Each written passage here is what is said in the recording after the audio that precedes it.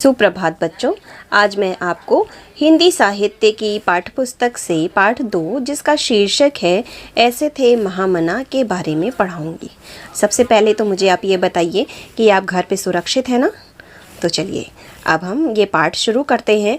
इसमें हम महामना के बारे में पढ़ेंगे। महामना, इनका पूरा नाम था मदन मोहन मालवीय, जो एक समाज सुधारक थे। तो चलिए बच्चों, उनके बारे में पढ़ना शुरू करते हैं। पाठ 2, ऐसे थे महामना। आइए बच्चों, इस पाठ में हम मदन मोहन मालवीय जी के जीवन के बारे में कुछ बातें जानेंगे। तो चलिए बच्चों, शुरू करते हैं। यहाँ कुछ चित्र बने हुए हैं जिनके नाम मैंने लिख दिए हैं। आपको इन नामों को पढ़ना है और ये क्या थे ये मैं आपको अभी बताऊंगी। Raja Ram Mohan Roy, Ishwar Chandra Vidyasagar, Swami Vivekananda, Mother Teresa, Annie Besant, Baba Amte. इन सभी महापुरुषों ने अपना सारा जीवन समाज और देश सेवा में लगा दिया।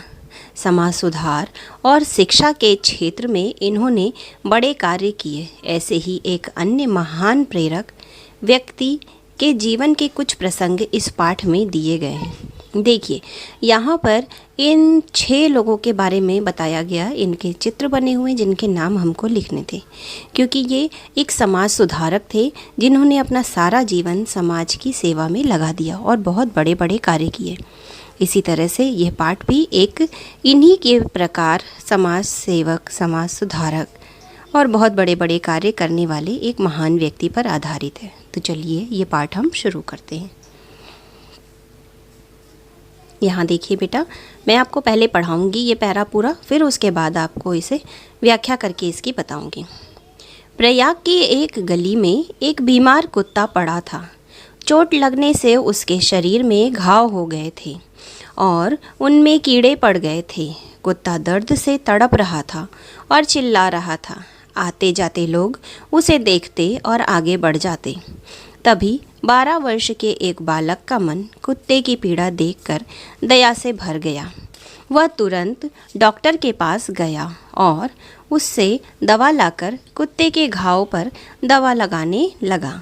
दवा तेज थी। दवा लगते ही कुत्ता गुर्राता हुआ दांत दिखाने लगा।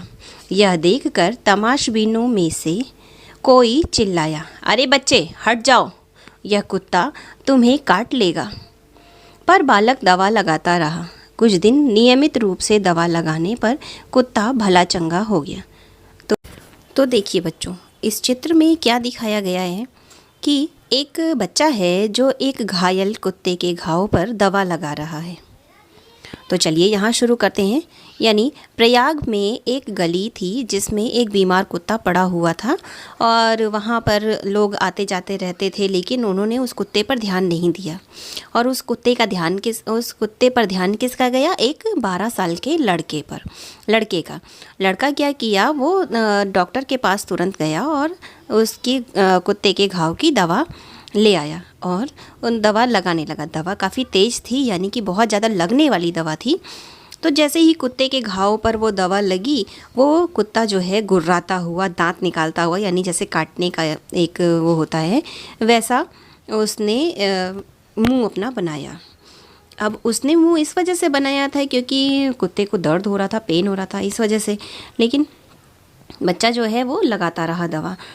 उसी में से तमाशबीन बेटा होता है, तमाशा देखने वाले लोग, यानी कि और भी लोग थे वहाँ, लेकिन सिर्फ उस बच्चे को ही उस कुत्ते का घाव दिखा।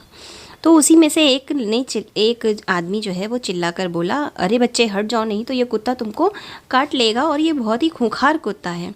लेकिन वो बच्चा जो है दवा लगाता रहा और नियमित यानी कि लगातार दवा लगाने से वो कुत्ता जो है कुछ ही दिनों में भला चंगा हो गया।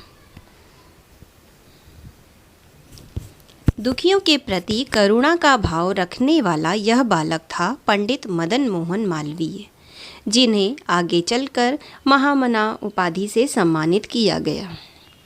उन्होंने अपना जीवन देश सेवा, समाज सुधार और शिक्षा के लिए अर्पित कर दिया।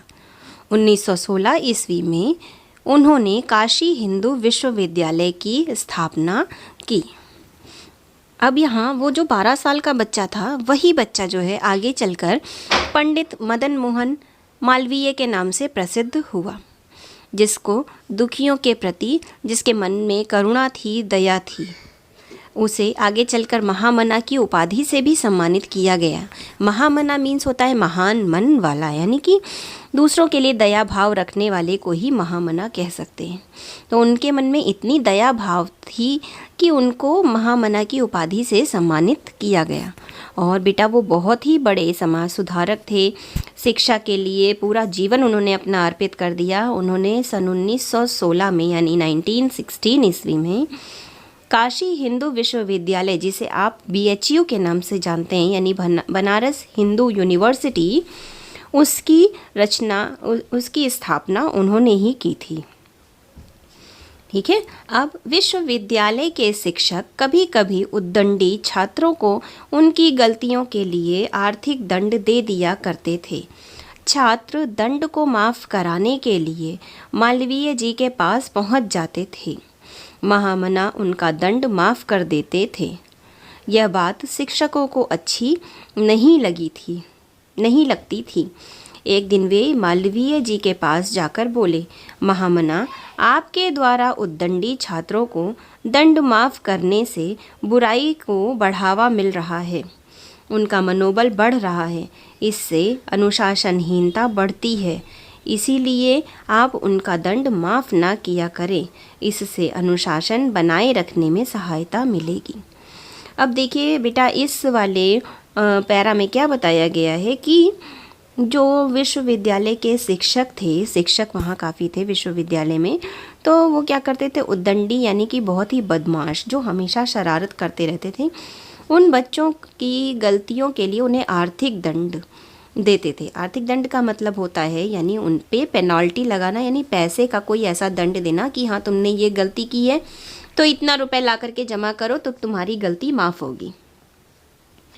अब छात्र क्या करते थे, शिक्षक ने दंड दिया और छात्र चले गए मालवीय जी के पास अपना दंड माफ़ करवाने के लिए, और मालवीय जी उनका दंड तुरंत माफ़ कर देते थे। तो ये बात जो थी ना, वो शिक्षकों को अच्छी नहीं लगी, क्योंकि इससे जो है बच्चे और ज़्यादा बदमाश हो जाएंगे कि चलो शिक्षक जो है दंड दे रहे हैं, हमारे मालवीय जी तो माफ़ कर दे रहे हैं, उसमें क्या है, देते रहे हैं दंड, है ना। ऐसा कभी कभी होता है, जो बदमाश बच्चे होते हैं वे अपना दंड ऐसे माफ़ करवा करके और उनको बढ़ावा मिलता जाता है, वो अपना काम करते जाते, बदमाशी ख़त्म नहीं होती है इससे। तो शिक्षक एक बार जो है महामना के पास गए और बोले कि हम उन्हें सज़ा देते हैं और आप उनका दंड माफ़ कर देते हैं, तो ऐसे तो अनुशासनहीनता बनी रहेगी।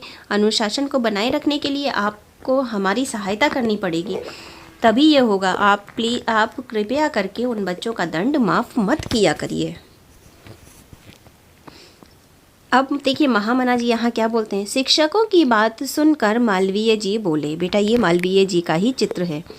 शिक्षकों की बात सुनकर मालवीय जी बोले, भाइयों, जब मैं प्रथम वर्ष का छात्र था तो एक दिन गंदे कपड़े पहनने के कारण मुझ पर 6 पैसे का आर्थिक दंड लगाया गया था। उन दिनों मुझ जैसे छात्र के पास 2 पैसे साबुन के लिए नहीं होते थे, भला 6 पैसे दंड देने के लिए कहाँ से लाता। उस दंड की पूर्ति मैंने किस प्रकार की, यह सोचते ही मेरे हाथ स्वतः छात्रों के प्रार्थना पत्र पर क्षमा लिख देते हैं।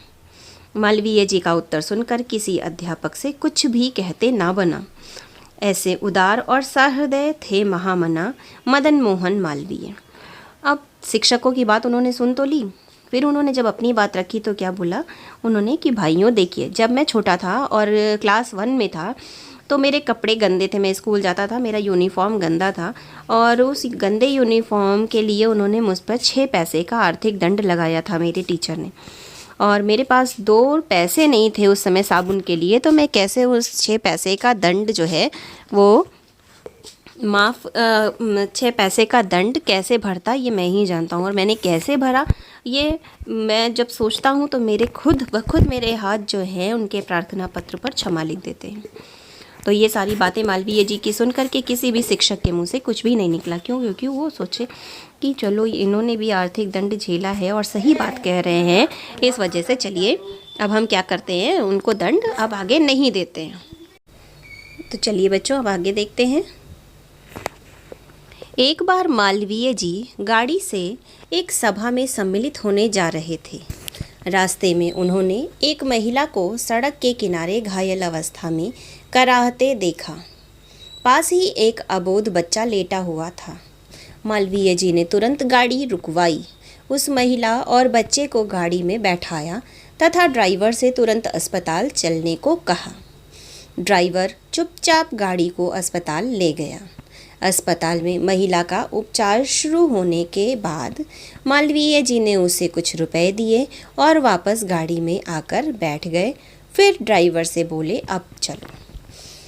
इस अनुच्छेद में देखिए बच्चों क्या बताया गया है कि मालवीय जी इतने ज़्यादा उदार थे कि उनको रास्ते में भी अगर कोई घायल अवस्था में मिल जाता था तो उसको वो अपनी गाड़ी में बैठवाते थे और फिर उनको अस्पताल ले जाते थे। जिस तरह से एक महिला रास्ते में उनको पड़ी हुई मिली और एक छोटा सा बच्चा उसी के पास बैठा हुआ था, तो उसे देख करके मालवीय जी का हृदय पिघल गया और वो गए। उस महिला को उन्होंने गाड़ी में बैठाया तथा ड्राइवर से तुरंत ही अस्पताल चलने के लिए कह दिया। ड्राइवर भी क्या करता, अब उसको तो आज्ञा का पालन करना था। ड्राइवर चुपचाप गाड़ी चलाता हुआ अस्पताल ले करके चला गया। अस्पताल में जब महिला का वहाँ पर उपचार शुरू हुआ तो मालवीय जी अब संतुष्ट हो गए कि हाँ चलो अब उपचार शुरू हो गया है, तो उन्होंने कुछ रुपए निकाले और उस महिला को दे दिए। फिर वहाँ से अस्पताल से वापस आ गए और गाड़ी में बैठे और ड्राइवर से उन्होंने कहा चलो। तो देखा बच्चों आपने कि मालवीय जी कितने ज़्यादा उदार थे। आगे देखिए, मालवीय जी में मानवता कूट कूट कर भरी हुई थी। उनके हृदय में देश और देशवासियों के लिए अपार स्नेह था। डॉक्टर राधाकृष्णन ने उनकी कर्मठता को देखते हुए उन्हें कर्मयोगी कहा था। 24 दिसंबर 2014 में 14 ईस्वी को पंडित मदन मोहन मालवीय को मरणोपरांत भारत के सर्वश्रेष्ठ नागरिक सम्मान भारत रत्न से अलंकृत किया गया। ऐसे सत्पुरुष का भारत सदैव ऋणी रहेगा। यहाँ देखिए बच्चों क्या बताया गया है कि मालवीय जी में मानवता होता है कि मानव के लिए प्रेम, ठीक है। तो उनमें मानवता जो है कूट कूट कर भरी हुई थी। वे किसी को भी दुखी उदास नहीं देख सकते थे। उनके हृदय में देश और देशवासियों के लिए अपार स्नेह यानी कि अपार प्रेम भरा था। अपने देश के लिए वो कुछ भी कर सकते थे, अपने देशवासियों के लिए वो कुछ भी कर सकते थे।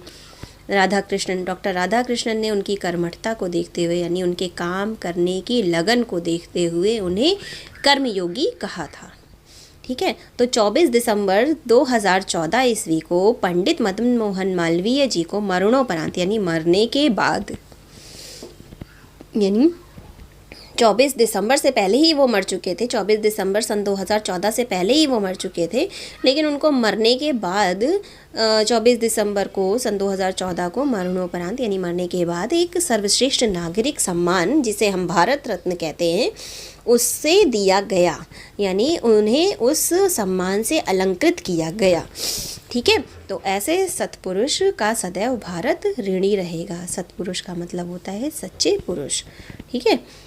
ठीक, तो सदैव ऋणी रहेगा यानी हमारे देश के ऊपर उनका हमेशा ऋण रहेगा। ये दयालु हृदय, जिसका हृदय बहुत ही ज़्यादा दयालु होता है, वो क्या होता है, एक फाउंटेन की तरह होता है। खुशियों का फव्वारा, प्रसन्नता का फव्वारा मतलब खुशियों का फव्वारा, जो अपने पास की प्रत्येक वस्तु को मुस्कानों से भरकर ताज़ा बना देता है। फाउंटेन से जब पानी गिरता है तो प्रसन्नता यानी खुशी जब गिरेगी तो आसपास के जितने भी लोग होंगे उनको मुस्कानों से वो भरकर ताज़ा बना देता है। पानी जब गिरता है तो क्या होता है, सब चीज़ ताज़ी ताज़ी हो जाती है ना। तो वही चीज़ें यहाँ पर बताया गया, मुस्कानों से ताज़ा बना देता है।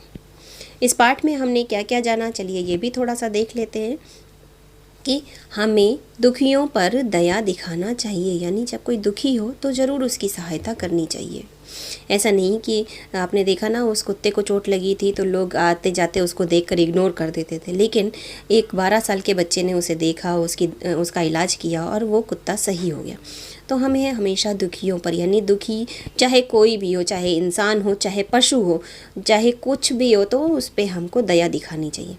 सभी जीवों के दुख दर्द दूर करना चाहिए। हमसे जितना प्रयास हो सके हमें करना चाहिए जीवों के दुख दर्द दूर करने के लिए। अगर हमारे पास 2 रुपए है और किसी को 1 रुपए देने से किसी का जीवन सुखमय हो सकता है तो हमें वो दे देना चाहिए, ठीक है। अगर हमारे पास 2 रोटी है और कोई भूखा हमारे दरवाजे पर आ गया तो हमें तुरंत 1 रोटी उसको दे करके उसकी भूख शांत करनी चाहिए, उससे हमें बहुत ज़्यादा आशीर्वाद मिलता है। दूसरों की परेशानी को अपनी परेशानी जैसा समझना, और सबसे बड़ी चीज़ है बच्चों कि हमको हमेशा दूसरों की परेशानी सबसे पहले दिखनी चाहिए। अपनी परेशानी दूर करने के लिए हम प्रयास करते हैं, लेकिन दूसरों की परेशानी दूर करने के लिए हम कभी भी नहीं सोचते हैं। लेकिन हमें ऐसा नहीं होना चाहिए। हमें कैसा होना चाहिए, ये सोचना चाहिए कि हम दूसरों की परेशानी किस प्रकार दूर कर सकते हैं, ठीक है। अब यहाँ देखिए, मानव सेवा को अपना कर्तव्य समझना चाहिए। कर्तव्य मतलब हमारा कर्म है, यही हमारा कर्म होना चाहिए कि हम मानव की सेवा करें। कर्तव्य होना चाहिए, ये हमारी ड्यूटी होनी चाहिए कि हम हमेशा मानव की सेवा करते रहें। जिसको हमारी ज़रूरत हो हम वहाँ पर उस समय मौजूद रहें, ठीक है। तो इस पाठ में हमने मदन मोहन मालवीय जी के बारे में पढ़ा, जिनके बारे में आप ये भी जान सकते हैं कि ये जो हमारा यहाँ गोरखपुर का MMM करके एक इंजीनियरिंग कॉलेज है, वो डॉक्टर महामना मदन मोहन मालवीय जी के नाम पर ही है। आशा करती हूँ आपको ये पाठ अच्छे से समझ में आ गया होगा। आज के लिए बस इतना ही, मिलते हैं फिर अगली कक्षा में। तब तक के लिए धन्यवाद।